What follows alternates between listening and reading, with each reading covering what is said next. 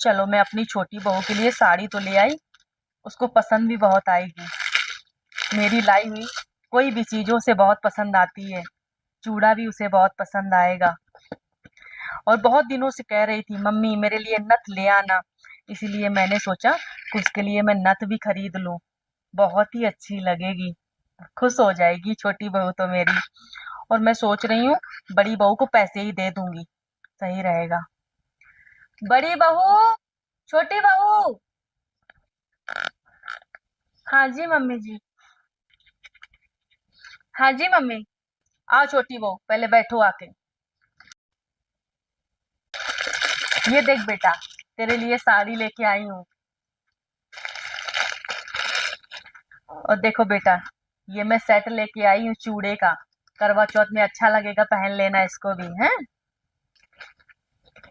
और मैं बेटा लेके आई हूँ, कह रही थी ना कि मम्मी हमें नथ चाहिए नथ। ये देखो, अच्छी लगेगी ना, करवा चौथ में पहन लेना। और जो पड़ोस में ज्योति आंटी नहीं है, उनकी बिटिया बहुत अच्छी मेहंदी लगाती है, उनसे मेहंदी भी लगवा लेना। ये तो मम्मी बहुत अच्छे हैं, बहुत ही अच्छे हैं। आप करवा चौथ के लिए लेके आई हो ना? बहुत ही सुंदर लगेगा मम्मी। ये देखो, बहुत प्यारा है मम्मी। और ये सेट भी, चूड़ी का सेट भी बहुत प्यारा लग रहा है मम्मी। देखो कितना प्यारा है। वाह, मेरे हाथों में कितना सुंदर लगेगा मम्मी। साड़ी भी बहुत सुंदर है मम्मी, बहुत प्यारी लग रही है। और अगर मन हो फेशियल एशियल करवाने का तो पार्लर भी चली जाना टाइम से, ठीक है? ठीक है मम्मी। बहुत अच्छा लगा मम्मी। Thank you mummy. भूल ही गई थी मम्मी। अरे कोई बात नहीं बेटा, हमारा आशीर्वाद तो हमेशा है तुम्हारे साथ।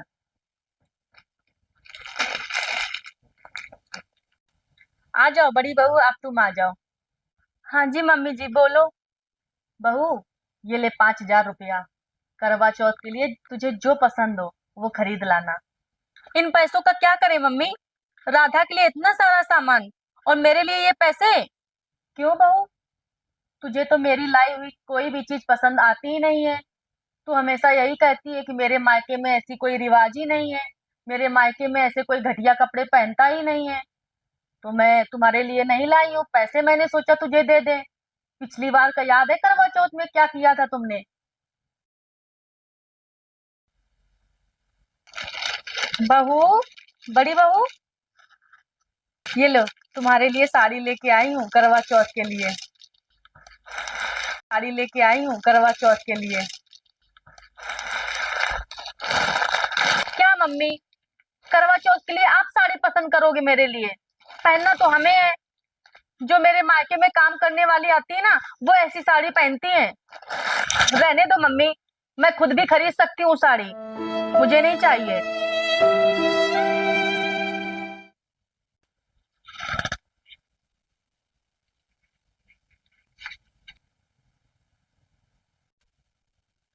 ठीक है मम्मी जी।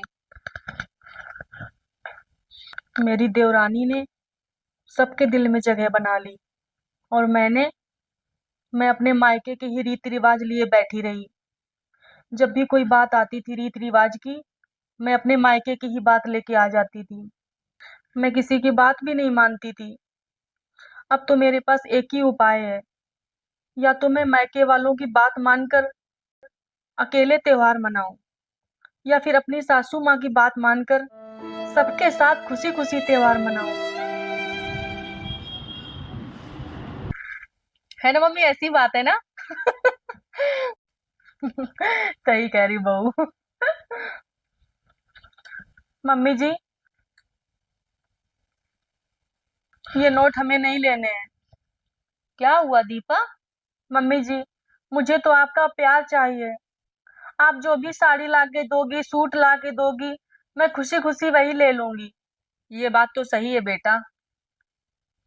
त्योहार में मजा तो तभी आता है जब परिवार में सभी लोग खुश रहते हैं। त्योहार में तभी अच्छा लगता है जब सारे परिवार के लोग एक साथ त्योहार मनाते हैं। मैं तो कब से यही चाह रही थी कि सभी लोग एक साथ त्योहार मनाओ।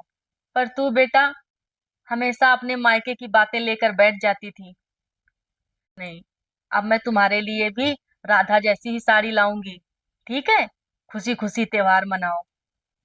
मैं तो सभी लड़कियों से कहूंगी, पता नहीं क्या हो जाता है कुछ लड़कियों को, कि देवरानी आते ही जेठानी को एक जलन सी होने लगती है। कुछ लड़कियां तो ऐसी भी हैं कि वो ससुराल के कोई भी त्योहार हो वो मनाना ही नहीं चाहती हैं, अपने रीति रिवाज मायके के ले आती हैं। हमारे मायके में ऐसा होता है, हम तुम्हारे घर के रीति रिवाज नहीं करेंगे। पर बेटा ऐसा नहीं होता है। शादी के बाद लड़कियों को ससुराल के ही रीति रिवाज मनाने चाहिए। तभी प्रसन्नता रहती है, तभी खुशियां रहती हैं घर में, और त्योहार में आनंद भी आता है मनाने में। हमसे बहुत बड़ी गलती हो गई मम्मी, हमें माफ कर दो। और राधा, तुम भी हमें माफ कर दो। हम दोनों खुशी खुशी रहेंगे अब। मैं तो सभी सासों से भी यही कहूंगी कि अगर तुम्हारी बहू कोई अच्छी चीज बताए कि नहीं मम्मी, आज के हिसाब से, आज के जमाने के हिसाब से ऐसा अच्छा लगेगा, तो बहू की भी बात मानो। ये नहीं कि पुरानी बातों को पकड़ के ही बैठी रहो कि नहीं हमारे घर में तो ऐसा ही होता है। क्योंकि उसको भी तो अगर बात नहीं मानोगी तो उसे भी अच्छा नहीं लगता है कि मम्मी को हम अच्छे के लिए समझा रहे हैं, मम्मी मेरी बात ही नहीं मान रही हैं। तो ऐसे खुशियां नहीं रहती हैं परिवार में। तो जब आपस में दोनों लोग मिलजुल के रहोगे तभी परिवार अच्छे से चलेगा।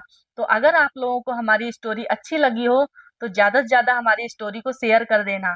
और अगर हमारे चैनल में नए हो तो फॉलो जरूर कर लेना। और अगर हमारा यूट्यूब में देख रहे हो तो प्लीज सब्सक्राइब भी कर लेना।